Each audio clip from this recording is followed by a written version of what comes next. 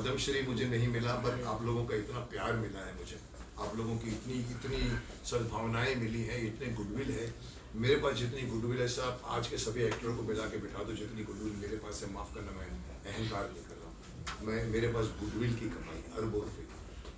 पद्मश्री लिया नहीं जाता, पद्मश्री मांगा नहीं जाता, पद्मश्री दिया जाता है। जिस दिन किसी को लगेगा कि मुझे देना है, चांदी की थाली पे मुझे अगर देंगे फिर भी सोचूंगा मैं, क्योंकि मेरे लिए कल मैंने एक रिमार्क पास किया था बीच में, मैं चंद्रशेखर आज़ाद की जन्मस्थली में गया था, मैंने वहाँ पर प्रेस को कहा था कि जो ये भारत रत्न का अवार्ड है चंद्रशेखर आज़ाद जी को दे देना चाहिए आपको, और ये भारत रत्न का मान होगा, चंद्रशेखर आज़ाद जी का मान नहीं होगा। डिजर्विंग कैंडिडेट को मिले, मुझे मिले ना मिले वो मैं नहीं सोच सकता और ना मैं मांग सकता हूँ। सर मेरा एक गाने को लेके ही सवाल है जी। जो गाना अभी देखा, गाना बहुत बेहतरीन है, बच्चों को लेकर है। मुझे ऐसा लग रहा है कि सर बच्चों को ही नहीं, बड़े और बुजुर्ग को भी जरूरत है हमारे क्रांतिकारी को जानने के लिए। क्या फ्यूचर में जो नया गाना आएगा वो उनको ध्यान में रखते हुए बनेगा? नहीं, देखिए इन अ वे देखिए बच्चों की स्लेट खाली होती है। मैंने अभी बीच में कहीं कहा था, मैंने कहा छठी क्लास से आप संस्कृत डाल दीजिए, जैसे लॉर्ड मैकॉले ने छठी क्लास में इंग्लिश डाला था 1835 में, आज हम वही कॉन्वेंट स्कूल में पढ़ते आ रहे हैं।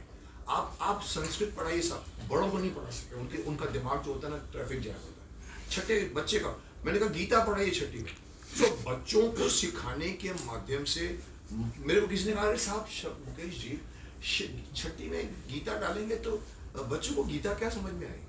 मैंने कहा नहीं आएगी ना, माँ बाप से पूछेंगे।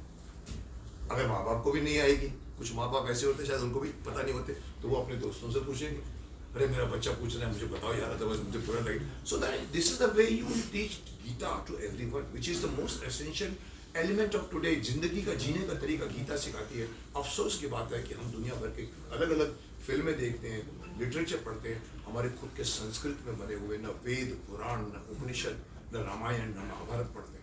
पढ़ के देखिए सर आजकल के बच्चे जो हैं माता पिता से और सर काफ़ी महान पुरुषों से काफ़ी दूर रहते हैं, और सर ये जो कथा आज़ादी के वीरों की कहानी है, इसमें सर क्या कुछ एक्टिंग के जरिए भी कुछ ऐसा संदेश शक्तिमान के रूप में देखने को मिलेगा ताकि बच्चे और ज़्यादा उसको कैच कर सकें? देखिए, आपका पहला सवाल ये है कि आजकल के बच्चे माँ बाप से दूर होते जा रहे हैं। ये मैं अभी भी बोल रहा हूँ, रिपीट भी कर रहा हूँ कि आजकल का बच्चा गूगल का दोस्त बन गया है। आज ना वो अपने माँ बाप से पूछता है, ना टीचरों से पूछता है, वो गूगल पूछता है, अरे मेरे पेट में दर्द हो रहा है मैं क्या करूँ? They have depended so much on this thing.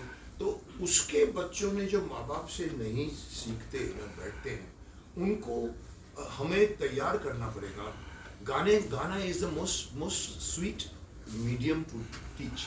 हम पद्य में गद्य में सिखाएंगे, डायलॉग्स होते हैं, किताबें होती हैं, कहानियाँ होती हैं, लेकिन एक बहुत ब्यूटीफुली गाना बन जाए, वो गाना आपके दिमाग में घुसता है। तो ये नॉलेज जो हम देना चाहते हैं, ये क्रांतिकारियों के नाम की सिर्फ बच्चों के लिए नहीं। Let this become very popular. All this क्रांतिकारियों की पढ़ाई स्कूल की किताबों में होनी चाहिए।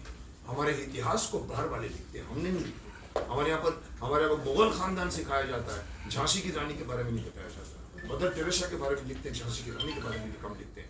क्यों? क्योंकि हमारा बनाने वाले सिलेबस बाहर है। मुझसे पूछो तो मैं एक लाइन में कहूँगा, आज का एजुकेशन सिस्टम को टोटली रिवैम्प कर देना चाहिए। गुरुकुल में चलिए साहब, गुरुकुल की टीचिंग सिखाइए। भले आप अपने कमरों में सिखाइए, पेड़ के साथ बैठ के जरूरी नहीं है बैठते थे राम और वो, आप गुरुकुल में सिखाइए। एक बच्चा 13 साल की उम्र में सेल्फ सफिशिएंट हो जाता है, उसको कपड़ा बुनना भी सीना भी आता है, कारपेंटरी भी आता है, लैंप चेंज करना बल्ब भी आता है। आजकल के BA BCom को बोलो लैंप चेंज करो, नहीं कर पाएंगे क्योंकि सिखाया नहीं। So we need to change the syllabus, we need to change the whole education system. जी सर, आज गूगल और सोशल मीडिया के दौर में बच्चे आसानी से सक्सेस की और देखते हैं, उनको लगता है कि इसके जरिए आसानी से सक्सेस मिल जाती, कहीं ना कहीं पढ़ाई लिखाई पे भी ध्यान नहीं देते हैं। वो सोशल मीडिया के जरिए कहीं ना कहीं इजी सक्सेस और इजी पैसे कमाने के धुन में लगे हुए ऐसे बच्चों को आप क्या संदेश देंगे एज ए शक्तिमान? देखिए, मैं बदनाम हूँ, मैं बोल जाता हूँ, लेकिन मेरी बात आगे जाके लोगों को समझ में आती है। मैं आपको छोटी सी बात इसका जवाब दूंगा आपको। सोशल मीडिया जिसको आप बोल रहे हो, गूगल आप जो बोल रहे हो, मोबाइल फ़ोन बोल रहे हो, अगर गलती से आप मुझे प्राइम मिनिस्टर बना दो देश का, तो मैं आपका सारा मोबाइल फ़ोन छीन दूँगा। 1 साल तक बिना मोबाइल के काम करके देखिए साहब। STD फ़ोन हम मनाली से उतरते थे कुल्लू में फ़ोन करने को, STD बूथ। आज बाथरूम में बैठ के बात कर रहे हैं। इससे बाहर निकल के एक साथ बोलिए, आप ग्राउंड फोन से बात करिए। आपके घर में होता है एक ढिंग ढिंग ढिंग ढिंग कर दीजिए। आजकल क्या, एक लड़का लड़की से अपने गर्लफ्रेंड से रात को 2:30 बजे चादर के अंदर फोन करके बात करना है। सर बंद हो जाएगा, बाहर आके बात करो, माँ बाप भी सोए पड़े, अरे ऐसा है तो हिम्मत नहीं बढ़ेगी उसकी। सिर्फ बिगड़ना यहीं से शुरू होता है। माफ करना, मैं आज के बच्चों के खिलाफ नहीं, लेकिन कहीं ना कहीं कमान नहीं है किसी, माँ बाप की कमान हट गई है। तो गूगल और सोशल मीडिया, मुझे पूछो तो इस सदी का सबसे बड़ा इन्वेंशन है ये मोबाइल फोन। पर सबसे, कौन सा वर्ड यूज करूं, सबसे न्यूसेंस वर्ड। आप आर्टिफिशियल वर्ल्ड में घुस रहे, दिन भर आपसे कोई आदमी बात करता है गूगल में, आप देखो फोन पकड़ के खड़ा रहेगा, आप बात कर रहे हो, हाँ वो क्या है मुकेश जी, वो एक्चुअली क्या है ना, वो मैं आपको बताने जा रहा था, और वो यहाँ देखता, सब वो देखता है कि मेरे को फोन क्यों नहीं आया। अननेसेसरी डिस्ट्रैक्टिंग मीडियम है। इसीलिए सोशल मीडिया से बाहर निकलो। अगर मुझे दे दो डंडा तो मैं बोलूँगा चल मोबाइल के सारे कनेक्शन बंद कर दो, सारे जो कमाई कर रहे हैं, और आपको सब कुछ सीखना करना पड़ेगा अपने आप से। आप फिर फिजिकल जिंदगी जीना शुरू करोगे, अभी आप आर्टिफिशियल वर्ल्ड में जी रहे हो। प्रधानमंत्री बनने के लिए यही होनी चाहिए कि देखिए, आप जापान में कहते हैं चौथी क्लास तक के बच्चों के एग्जाम है। चौथी क्लास वो बच्चों को सिखाया जाता है बड़ों का आदर कैसे करना चाहिए। तभी देखो इसलिए जापानीज लोग ऐसे करते हैं, सीख जाते हैं आदर करना। गूगल से बाहर चाइना ने गूगल बंद किया, हम नहीं बंद कर सकते, हमारी में इतनी हिम्मत नहीं है, क्योंकि हमारे यहाँ पर सिर्फ राजस्व कितना मिल रहा है, टैक्स कितना मिल रहा है, उसमें घुसे हुए हैं। साहब मत, आप देखिए यूथ कहाँ जा रहा है। मोदी जी कहते हैं कि हमारा देश जब 25 साल के बाद होगा, सबसे ज्यादा, भाई और बहनों, सबसे ज्यादा युवा देश होगा। साहब मैं पूछता हूँ, वो युवा उस वक्त जब पहुंचेगा कितना शक्तिशाली होगा, कितना शक्तिमान होगा, कितना उसके कंधे स्ट्रांग होंगे, कोई देखता है? आज की जो एजुकेशन में जा रहा है बच्चा ए आएगा, वो पहुंच के 25 साल का भी होगा, लेकिन ए हो रहा, आपका देश भी ए है, क्योंकि फिजिकल एक्टिविटीज ने टीचिंग्स नहीं है, योगा नहीं है, खेल नहीं है। बच्चा वीडियो गेम खेलता है। हम लोग कितनी चोट पुलिस थप्पा मारामारी करते थे, धूप मिलती थी। जी सर, मैं जानना चाहता हूं सर, आप जैसे नेता को हमारे देश की जरूरत है, क्या आप चुनाव लड़ेंगे सर? इसके लिए प्रधानमंत्री बनेंगे, चुनाव? सर आज से 25 साल पहले नकवी जी ने मुझे कहा था, मैं उस जमाने में बीजेपी की कैंपेनिंग करता था, वाजपेयी जी से लेकर अडवाणी जी से लेकर सुषमा स्वराज से लेकर सुषमा जी, सबकी मैंने कैंपेनिंग की थी। उस समय शक्तिमान 3 साल हुआ, 2000 की बात कर रहा हूँ साहब। उस वक्त भी नकवी जी ने कहा, आप मुकेश जी अपने बारे में नहीं सोचते। मैंने कहा मुझे कोई टिकट विकेट नहीं चाहिए, मैं शक्तिमान बनकर बहुत कुछ कर। मुकेश जी, पद्मश्री जी के बारे में क्या कहना चाहेंगे? पद्मश्री आप ले लीजिए मेरे बिहार से, मुझे कोई शौक नहीं है पद्मश्री लेने का। मेरा नाम शक्तिमान पद्मश्री के भी बहुत ऊपर है, क्योंकि मैं औरों के लिए सोचता हूँ। पद्मश्री सिर्फ लटकाने की चीज़ों के पीछे यहाँ पर पद्मश्री है। मुझे किसी ने कहा था एक बार सर कि सर आप पद्मश्री, मैं आपको, मैंने कहा देखो मैं लॉबी नहीं करूँ सर, आपको कुछ नहीं करना है, आप हाँ बोल दीजिए, आपको चाहिए। मैंने कहा हाँ क्या होता है? मैंने आप हाँ बोल दिया, हम करेंगे जो कुछ करें। सब कुछ करने के बाद में, सब कुछ होने के बाद में मालूम पड़ा कि मैं चुपचाप बैठा हूँ। बोला राष्ट्रपति जी ने भी कहा है मुकेश जी को तो मिलना चाहिए, पर साहब नहीं मिला, मुझे कोई शिकायत नहीं। किसने मेरे को नहीं दिया, किसने मेरे को पद्मश्री नहीं दिया, मुझे कोई गिला नहीं है, शिकवा नहीं है। बट आपको लगता है कि मेरे को पद्मश्री मिलूंगा तो मेरा कद बढ़ जाए?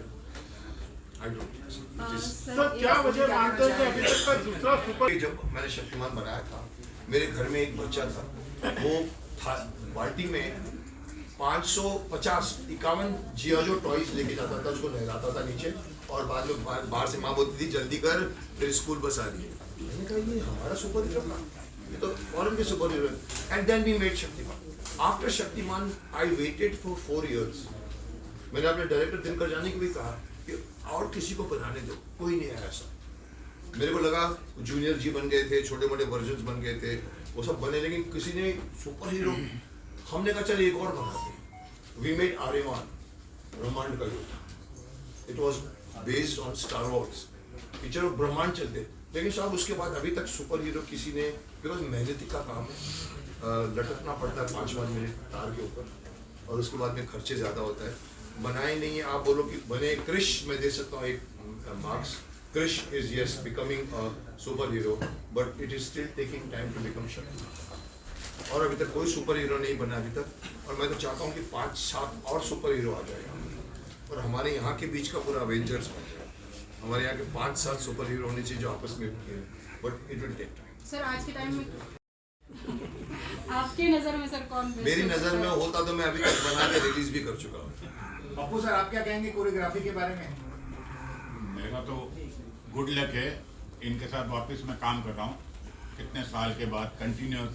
मुकेश खन्ना जी और पप्पू खन्ना दोनों साथ में हमेशा साथ में रहते हैं। आज से 30 साल पहले साथ में किए, अभी कर रहे हैं।